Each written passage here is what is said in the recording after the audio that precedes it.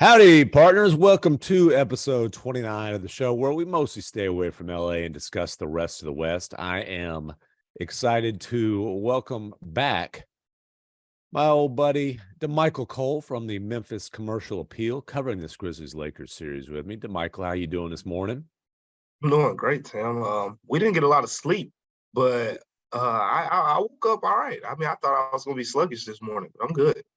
Well, it took a while for us to review the transcripts from the Ja Morant and Dillon Brooks media availabilities last night, so we were certainly up into the wee hours doing that. Look, man, Grizzlies on the brink of elimination. I mean, they are in danger of going from I'm fine in the West to out in 5 in the West first round. This thing, let's just call it like it is. This Grizzlies, if you're being nice, you're calling it swag, like Taylor Yeah. Jenkins did pregame, confidence. Mm-hmm. If you're being critical, you're calling it cockiness and arrogance. Whatever it is, it hadn't worked. It's blown up in their face. And you've got the two guys who have been the most outspoken members of this team all season long, really for the last several years since Ja's career, and Dillon certainly has emerged as this, he says, has been portrayed inaccurately now as a villain, but certainly I think he was a willing participant in that. You know, they went mum, they had nothing to say, and people say, okay, big deal. They didn't talk to you guys. Listen, if you're going to be the ones who talk about we don't duck the smoke, when adversity hits, you've got to be front and center. And in terms of, I want to kind of step back from the moment here, step back from even this series in particular, and let's just take a big picture view of Mm-hmm. this franchise. And we're gonna hit on two things: Ja's role and responsibilities as the face of the franchise, and Dillon Brooks' future or lack thereof with the Memphis Grizzlies. So, let's start with Ja. When you have the kind of talent that he has, there's a lot that you get with that. You get a contract that can potentially become a super max. You get, not just the talent, the personality. You get a signature shoe. You get all these kind of things. There's also responsibilities that come along with that, and part of that is leadership. Part of leadership is accountability and not leaving Tyus Jones, who minutes were cut to 9 in game 4, to be the one who answers questions when you get dressed and say, see y'all boys tomorrow, and walk out of the locker room as quickly as you can. How much of a trend has this been with Ja? Basically, tough loss, let me get out of here and leave my teammates to answer questions. Yeah, it's become that, a trend, this last 3-4 months, maybe. I last season, I don't remember ever seeing that happen, but the first real adversity I seen this season, because they were cruising this year, and it was Mhm. always, oh, we'll get Jaren back and things will get better, and we'll get this guy back. When they had everyone earlier this season in January, Steven Adams, Dillon Brooks, Desmond Bane, the whole group, they had the whole group in January, and what happened was they went on that road trip, lost all 5 games. You remember that Mhm. one when they went to Phoenix, Sacramento, LA, and I think they lost to Golden State, and then they ended it with a loss to the Timberwolves. So And you this was lose all, briefly after I'm fine in the West. yeah, yeah, Mhm. yeah. And that was thrown in their face. It was Right. like a month after that. So it was thrown in his face. And uh that was the first time. I think it was the Golden State game. And I've seen some people say this, Tim. It'll be interesting what you think too, because some people have kind of said to me that they think there's a Dillon Brooks influence on Ja. And what I'll say is, just from what I've seen, that very first time that Ja declined to speak, I walked in there. I was planning to talk to Dillon Brooks. This is after the Golden State game. I think it was January Mhm. 25th. And what happened was, Dillon Brooks, I go up to him, hey, remember, this is the game he was talking big going into Golden State and whatnot. Can't wait to play him. I want to show them this, show them that. And This is the game when Klay Thompson lit it up, hit a three, and was talking to him as Dillon was on the ground, isn't it? I think that was Christmas. Oh, If I'm not, I okay. think that was Christmas. But that was Christmas. This was the other game where the Grizzlies led pretty much the whole game. Mm, And Zaire Williams made a couple bad plays in the fourth quarter. Jordan Poole got the back cut to the basket and got that layup towards the end of the game. But this was that game, and Clay did knock down a big three on a illegal screen that was determined later on, from Draymond Green. And Dillon Brooks was the guy who got screened. So mm-hmm. I wanted to talk to Dillon, one, about that, but just talk to him after the game. Like, you talk a Right. lot, right? So Dillon said, he was like, no, I'm not going to talk today. And then Ja was about 2 lockers down, and he goes like, yeah, me either. So, and that was the first time I seen Ja not talk. First time I seen Dillon not talk too. But Ja basically was like, yeah, me either. So I was like, okay, if Dillon didn't say he wasn't going to talk, was Ja not going to talk too? So I mean, that's kind of a thing. Is there some influence there? I think you can say that, because again, those were the 2 guys who didn't speak in this last game, and these are the 2 guys that you would probably, Ja told us Sunday. You were there. Ja said, he's the leader. He's Yeah. the leader, and Dillon Brooks. Other players have told me time and time again, he's the heart and soul of the team.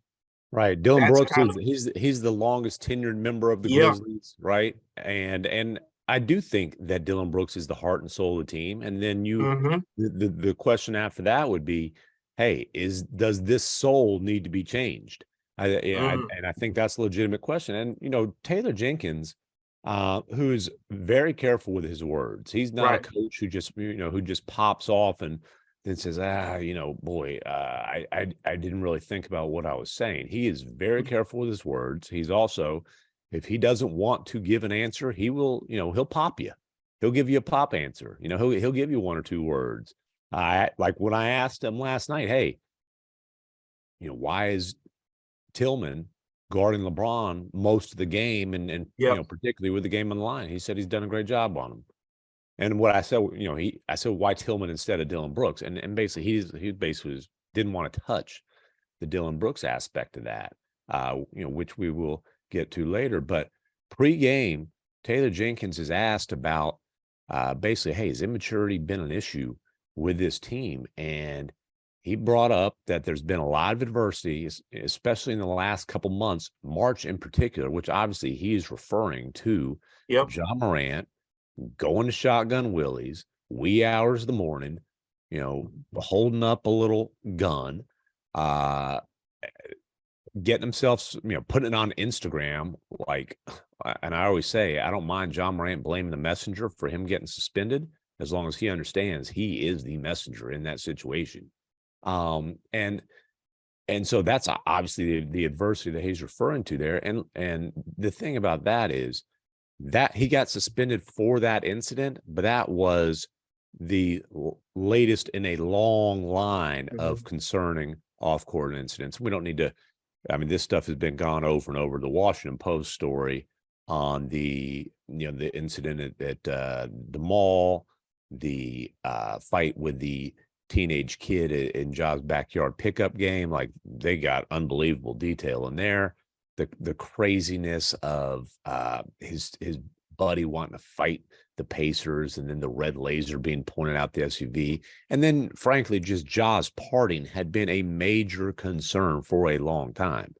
There was not a surprise that Ja was out at a gentleman's establishment in the wee hours of the morning. Just put it like that. But leadership of an NBA team is not a part-time job. It's not a front runner job, right? And I think the biggest thing that I have been wrong about during Ja's career about him was when I compared him to Damian Lillard as a leader. And I consider Damian Lillard to be maybe the best leader in the NBA. Ja's not that. Ja's not. He's not a grown up yet. Maybe he can grow into that guy, but Ja's a front runner right now. He's not accountable. When times are good, he does have an infectious personality. He does hype his teammates up. And that's where I saw the comparison. I'm like, this is a guy who he is about hyping his teammates up. He is about, building them up, about building confidence. So I do see those leadership traits.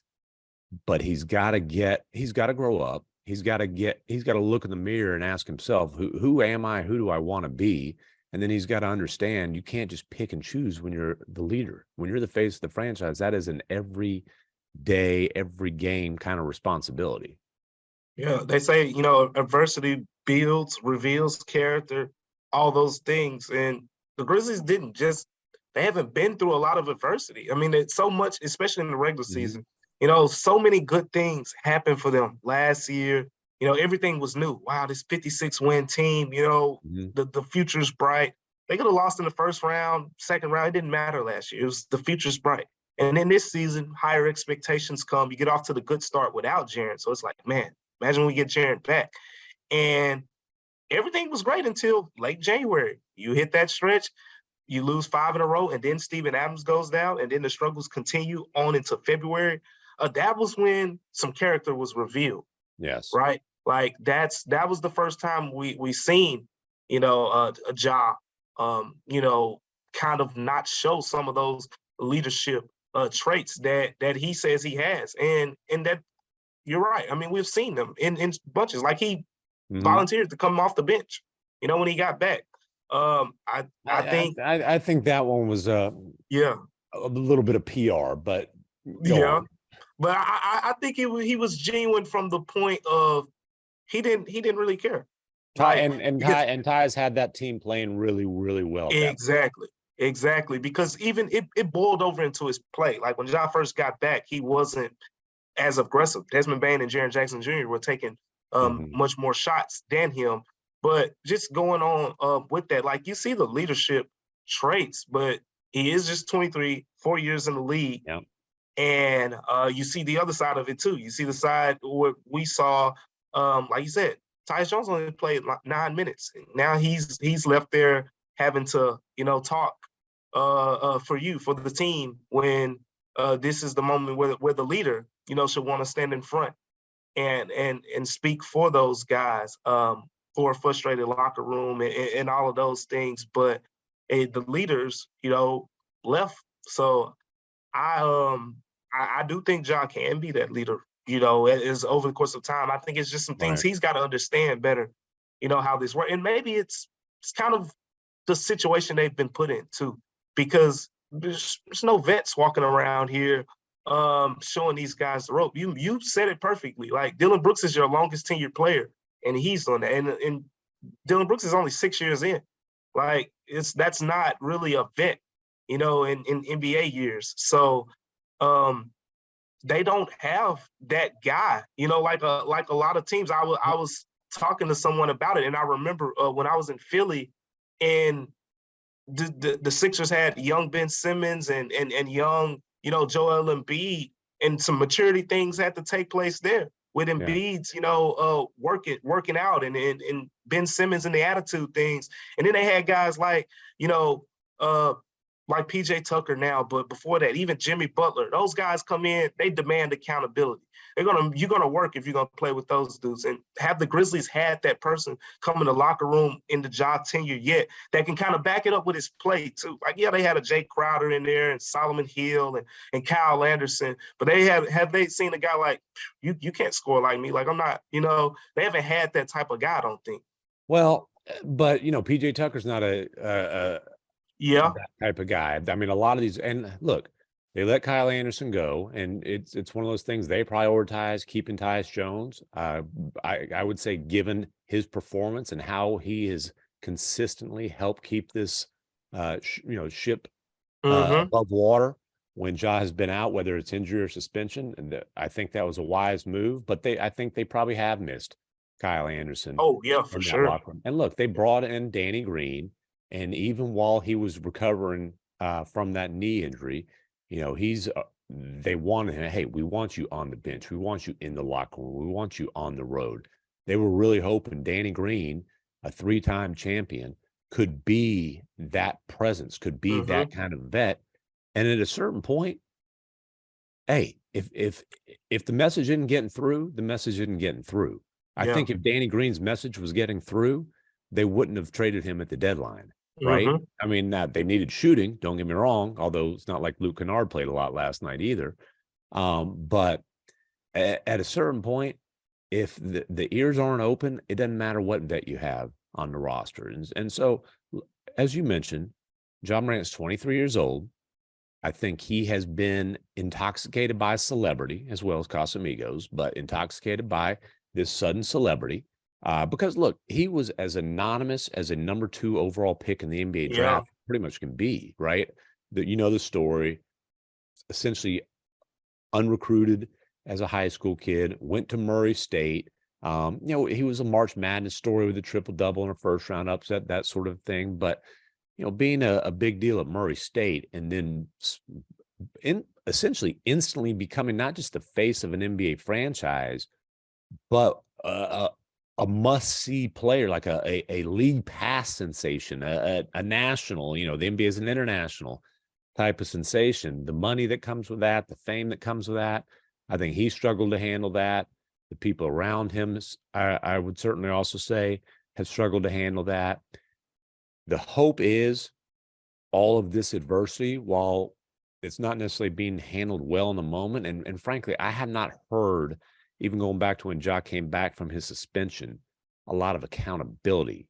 I have heard a lot of vague, well, I made mistakes. I get the sense he felt like the mistake was putting it on Instagram Live and not just the general lifestyle. But the hope is, hey, Ja has been put in a position where he absolutely realizes what's at stake here and is receptive to help and guidance from the franchise, from the from people who have his best interest in mind. But it's clear there's some growing up to do. There's a lot of great qualities with Ja Morant. There's obviously the talent is incredible. Mhm. There are some natural leadership skills, but there is a complete lack of maturity that unless there's major progress there, the Grizzlies, they ain't gonna be fine in the West, and they ain't gonna be a real threat in the West. Yeah, and he probably needs this, Mhm. because it's just looking even from afar. His first year or so in the league, second year, it was all flowers. It was Yeah, it was all all flowers. It was never, kind of those accountability things that you mentioned. And people have said things like, "Yeah, this was going to come to a head, mhm. eventually," because it was, hey, let Ja Morant. He's the star. He's the biggest star the Grizzlies have ever had. You don't want to Yeah. mess this up, right? You don't want to frustrate him, going into the contract season and all of that. And Or risk uh, alienating him on his second yep, contract, and we've seen ex- stars become, yep, disillusioned with their franchise, and next thing you know, requesting they the ask for a trades. trade. Yeah, Yeah, so, yeah, look, he's not the only star in the NBA who gets his butt kissed by his franchise, but it has right. come to a point where, they've had to stop that, and there needs to It be some butt backfired. kicking instead Yeah, of kissing. Yes, exactly. And like you said, it was flowers because rookie of the year on a yep. team that surprised everybody. We thought it was going to be a long rebuild, and they went into the play-in. He hooped in that game. They didn't beat Mm, the Blazers, but it was a fascinating shootout between him. Wow, that's not a good word. It, it was Oh, a heck of a scoring duel between him and yeah, David Lillard. Damian Lillard. Yeah. The next year beat the Warriors to knock them out of the play-in on their home turf. Ja puts up huge numbers. They get spanked pretty easily by the Jazz, but it's like, man, 2 years in, already in the playoffs. Last Yep. year, the thing takes off. And then, as you said, this year, adversity really hit for the first time.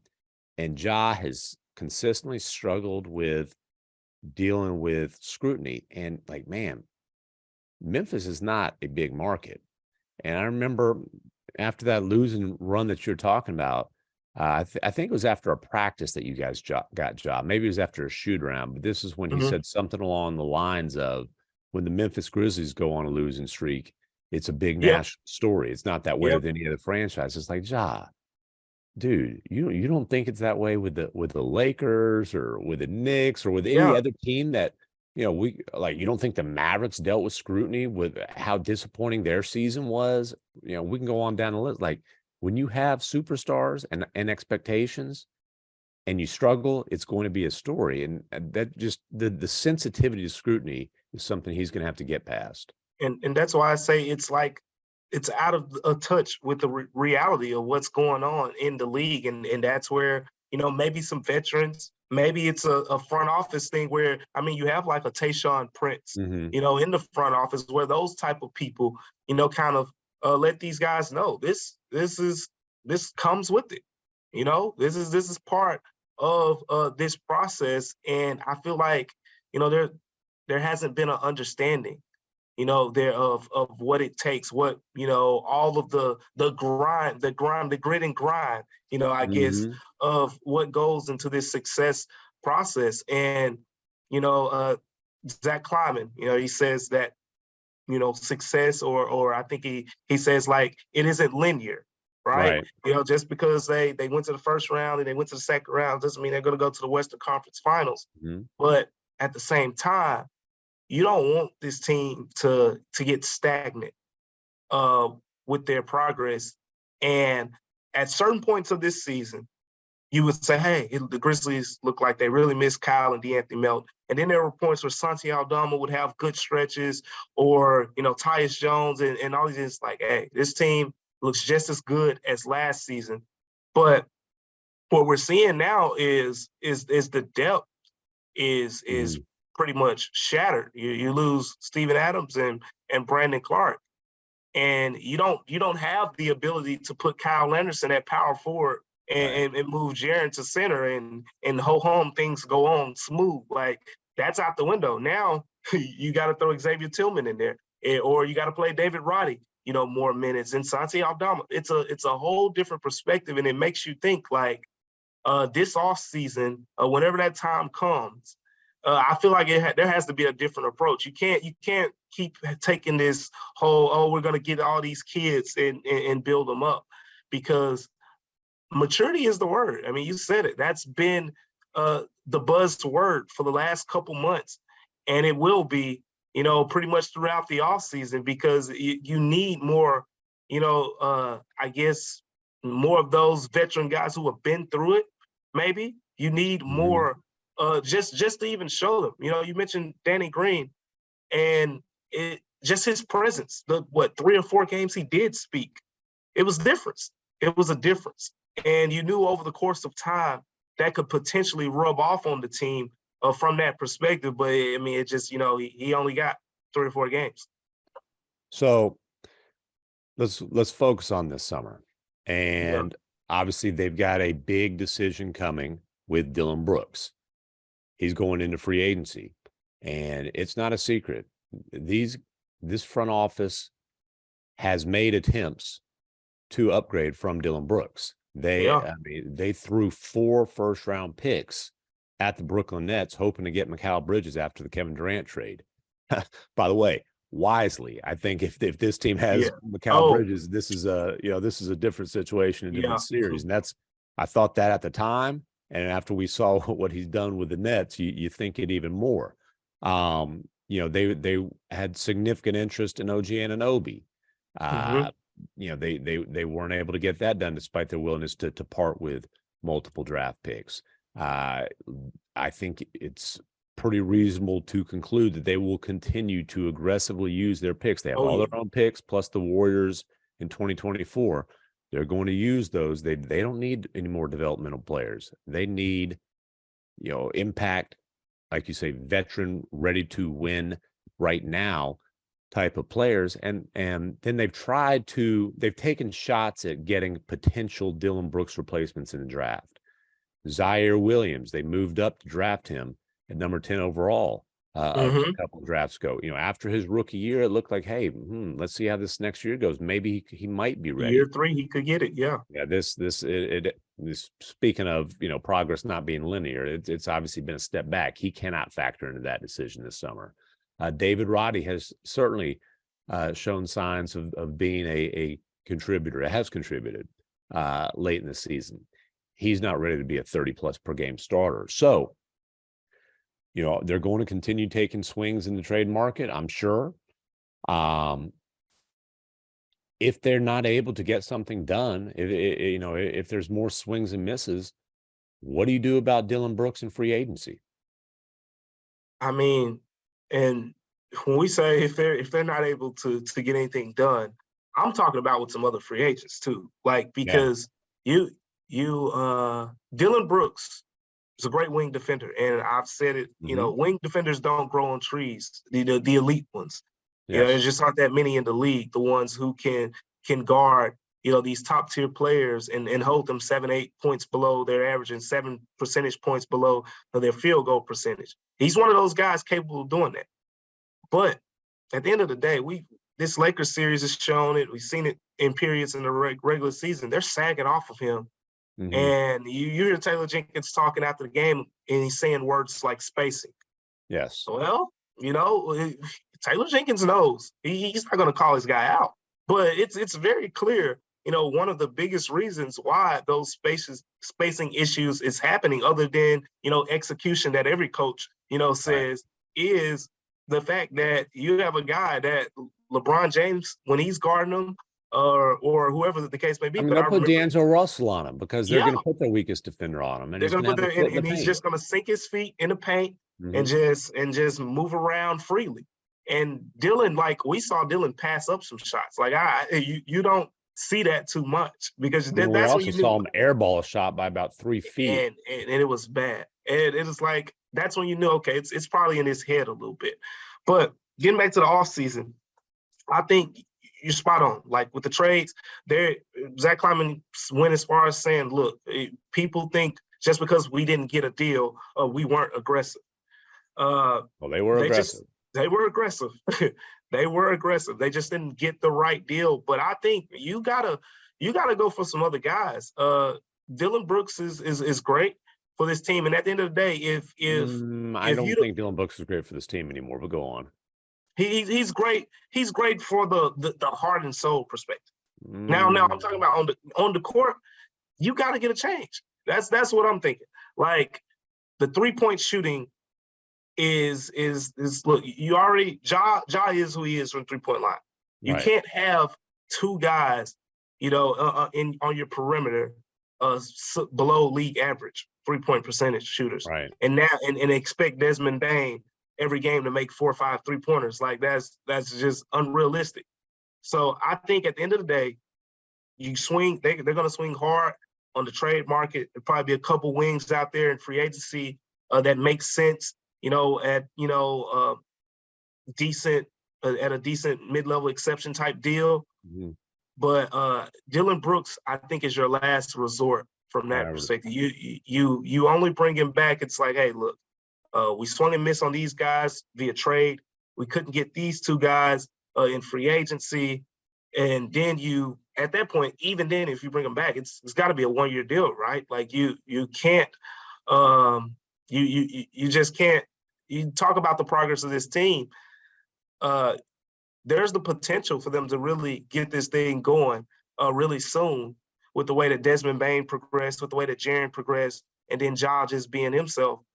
But it's those little holes like that. Like, if guys are just going to sag into the paint when Dillon Brooks is at the 3-point line, then that makes things hard for Ja. So you got to put better roster construction around those guys. And there are some other guys who can defend and shoot, who can kind of fit, that mold, I think. I hear what you're saying about the 1-year deal. I just think if you have Dillon Brooks, knowing they've tried to replace him over and over and over again, you're asking for problems. Seriously, I think it's reached a point where they need to move on from Dillon Brooks. Just all out move on. The priority for this front office needs to be, let's figure out how to replace him, because it is he is an outstanding wing defender. If I had a vote, he would be a first-team all-defensive player for me. But I think it's interesting that he's not the primary defender on LeBron James anymore this series. Mm-hmm. And if he's not the primary defender on LeBron James, why is he in the game? Because he is, according to ESPN stats and information, he is 5 of 20 on wide open threes, 25% on, hey, we don't care if you take that shot, because we're going to pack the paint to prevent Ja from getting any kind of space going. So, and then, there's throughout his tenure with the Grizzlies, there's been a lot of games where shot selection. We can go back to a 5 of 19 last year in Golden State. I mean, there's a couple of game one ridiculous pull-up threes that are essentially outlet passes for the other team. And then I agree with you that he is a big part of this heart and soul. That I call Yeah. it, kind of the snarling swagger of this team, the competitive fabric of this team. The competitive fabric of this team is soiled, though. Mm. Like Dillon being, and look, Dillon the villain is what his teammates call him. That is his persona. That is not a media created thing. The media presses his button, which is record, to get him to pop off. That's all you got to do, record. And suddenly he doesn't want to talk anymore because it's blown up in his face. But he's the one who wanted to pick verbal fights with LeBron James, with Draymond Green. He's sought attention. He's wanted attention. He's the one who picked a literal fight with Donovan Mitchell. He's the one who got himself suspended 3 different times this year, twice for technical fouls, once for the nut shot to Donovan Mitchell, and then the little scrap that broke out after that. He's the one who got himself suspended last year during the playoffs for a blatant cheap shot that injured Gary Payton II. If the competitive fabric is chaos for a franchise that you're concerned about your leader's immaturity, you've got to change the competitive fabric. And I just think it is, look, Dillon Brooks had a very good run with the Memphis Grizzlies. I think it's time for that run to end. And I don't think that you can have him as a member of your core and expect to make a deep playoff run. So I think this summer's got to be about figuring out a way to replace him. And it's trended that way. If you just look at the roster constructions, usually tell us a lot, about these teams. If you look at the Grizzlies roster, everyone else is under contract next season. Xavier Tillman has a team option, but everyone else is under contract. All the young guys, Ja Morant, Desmond Bain, Tyus Jones, Steven Adams, the other older veteran players, everyone is under contract. So with that being said, even Luke Kennard, the way the roster is set up right now, you're gonna have to make more moves, through the trade market, or you're gonna have to release someone. Which, if you just go down, it looks like it'll be a tough decision for them to release any of those guys. I mean, you just gave John Conchar, an extension, and he's not giving you, many minutes, in the playoffs and things like that. So there are going to be some tough decisions that have to be made, like the Kennedy Chandler decision, for example. Not overlapping real big decision, but at the end of the day, he's a guy that you gave the most guaranteed money for a second-round pick at the time of the signing, and you had to cut him before the end of his first year. So just the roster construction overall leads me to believe that the fact that, it's looking real, murky for Dillon and probably a couple other guys. Because I think that first round pick, they're going to, I would anticipate, try very hard to trade that pick. The draft is in some ways a trade deadline, and they, we've talked about how aggressive they were before the midseason trade deadline. I expect them to be just as aggressive before the draft. Yeah, they move a lot. They move a lot in the draft. They historically moved a lot through the draft, and you're right. This would, I don't know. I thought last season was the perfect time to trade that. They had 2 first-round picks, trade one of those and go get a vet. But they did in reverse. They traded D'Anthony Melton and got a couple younger guys. So sometimes it's hard to figure out what they're thinking, because I thought last season was the chance to go get one of those veteran guys. But you got to do it now, right? You don't even have room for all these draft picks, just to add them on the roster, because the roster is, like we said, full of guys with guaranteed contracts. Yeah, and change is needed. Damichael, I appreciate you, brother. We got to jump on a plane, head back to Memphis. We'll see if there's any whoop that trick plane late in that one. If not, that's a wrap for the Memphis Grizzlies season. And it's going to be an interesting summer to come, potentially, or probably a lot earlier than they planned. But I appreciate you joining me, man. Oh, yeah, anytime, Tim. Appreciate you. All right, adios, amigos. Thanks for watching ESPN on YouTube. For live streaming sports and premium content, subscribe to ESPN+.